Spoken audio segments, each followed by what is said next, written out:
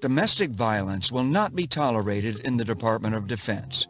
It negatively affects military readiness and runs counter to the Navy's code of honor, courage, and commitment.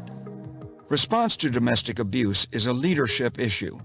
Commanders at every level have a duty to prevent domestic violence, protect victims, and hold those who commit it accountable. The goal of the Department of the Navy is to eliminate domestic violence that affects Navy personnel and family members by raising awareness, ensuring violence-free homes, coordinating with local resources, and holding offenders accountable. This lesson supports the goal of raising awareness through prevention education. This lesson includes information on how to identify domestic violence, tactics abusers use, how domestic violence affects victims, the long-term effects on children, and the ways to seek help and report abuse. As sailors who are expected to take care of yourselves and watch out for your shipmates, this lesson is intended to help you prevent and respond to domestic violence.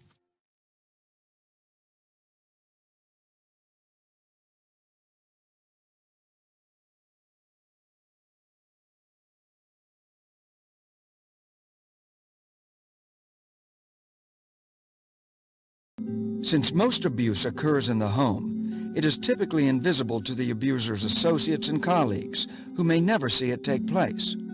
In fact, many abusers are often viewed as great people and stellar performers on the job. As a result, people may not believe the abuser is capable of the victim's accusations, and the victim may become convinced that he or she must be the crazy one if no one else can see what the abuser is doing. Abusers often minimize or deny their abuse and avoid taking the victim's concerns about it seriously.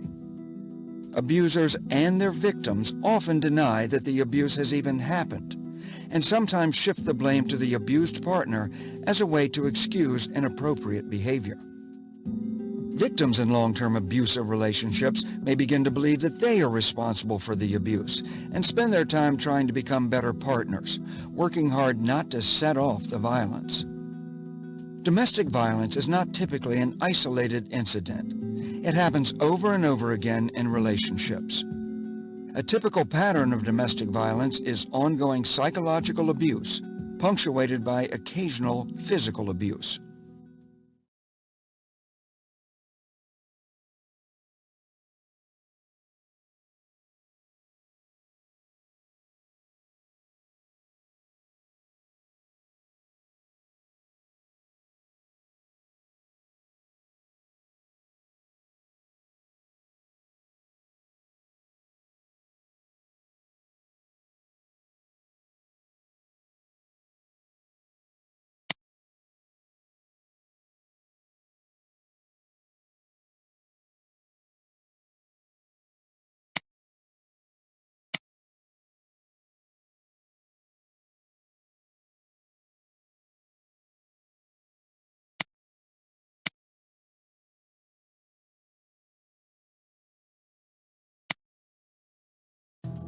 Abusers use clearly identifiable tactics to exert control over their victims. These tactics include controlling finances and key legal documents, using children against the victim, taking advantage of male privilege, threatening, intimidating, isolating, and inflicting emotional abuse.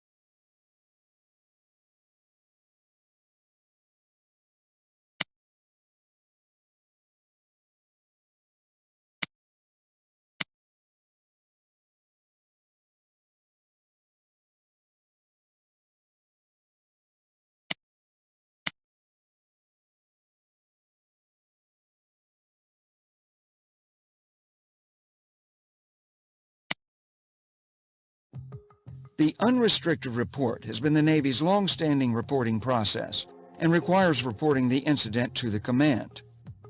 Victims who want the command to be involved and launch an official investigation would elect an unrestricted report. A restricted report does not trigger an investigation.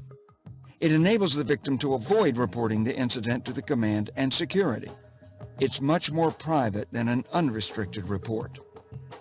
Each type of report has different benefits and limitations. Both an unrestricted and restricted report enable the victim to receive medical care, counseling, victim advocate support, and chaplain support. With the unrestricted report, the victim gets maximum safety because the case is reported to both the command and security agencies. With a restricted report, on the other hand, the victim gets maximum privacy. The abuse is not reported to the command or security, so no one should know about it except a family advocacy program clinician, victim advocate, and/or medical provider. Even with an unrestricted report, information about the case is protected and should be limited only to those with a need to know, including the command, security, and military medical personnel. Any other release of information requires the consent of the victim. The restricted report, however, gives the victim complete control over information pertaining to the abuse.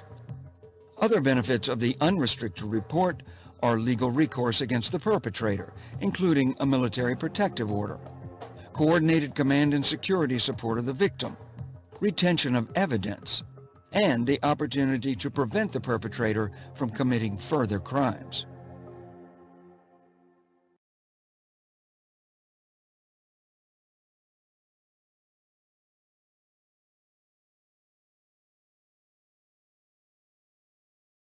If you're a victim of domestic abuse and want to file a restricted report, the only people you can report to are a family advocacy program clinician, a victim advocate, and/or a healthcare provider.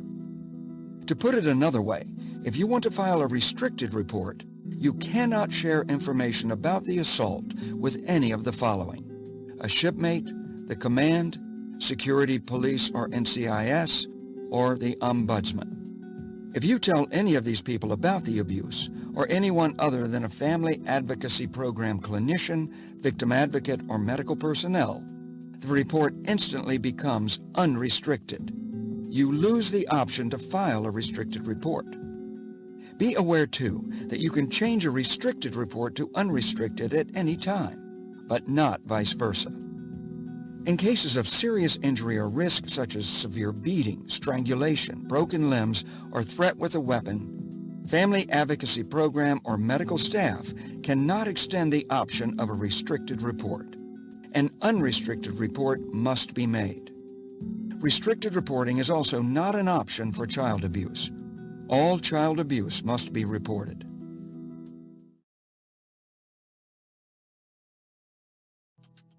Studies suggest that between 3.3 and 10 million children witness domestic violence annually.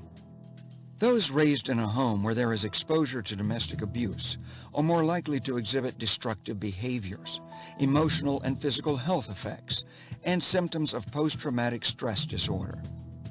Children who are exposed to parental violence, even if they themselves are not the targets, may have similar reactions to those of children exposed to other forms of child maltreatment.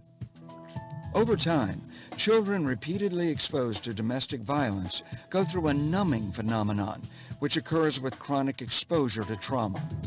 This numbing makes the child's responses later in life appear to be inappropriate to the seriousness of future traumatic events. Exposure to domestic violence can lead to physiological changes in a child's brain, which can result in impaired regulatory functioning during childhood. A child's repeated exposure to domestic abuse results in a brain that resembles that of an adult sociopath.